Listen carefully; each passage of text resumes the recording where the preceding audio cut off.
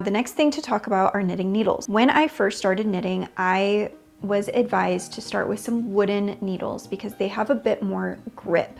So meaning that they hold on to the yarn a little bit more than a metal needle where the yarn is just going to be sliding right off the needle. As you develop your technique, you're going to really appreciate those metal needles and how quickly you can move the yarn from one needle to the next.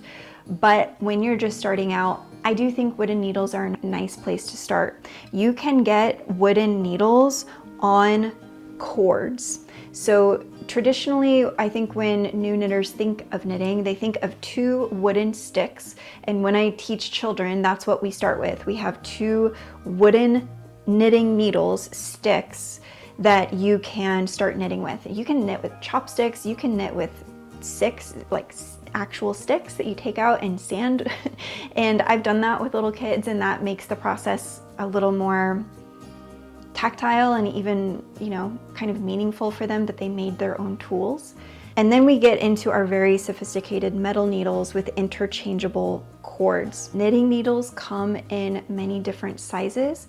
There are US needle sizes and millimeter sizes.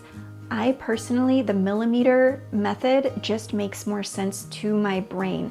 It's telling you how big in millimeters is this knitting needle. So for example, I'm holding a 4mm needle, which is also called a US 6. So both of those names point to this same needle. When you're first starting out, I would also be careful not to start knitting with very short needles. I made that mistake when I first began knitting. I ordered a set of needles from Amazon and they were quite short, which is very helpful when you get into sock knitting and some other little details or sleeves.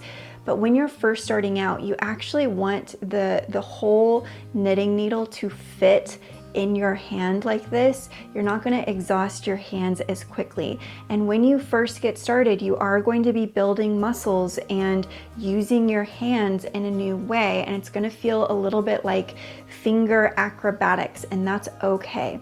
Now that brings us to one of the things in knitting when I was a beginner that I think I studied the longest amount of time, which is how to hold your knitting needles and your yarn and how you proceed to knit in that way.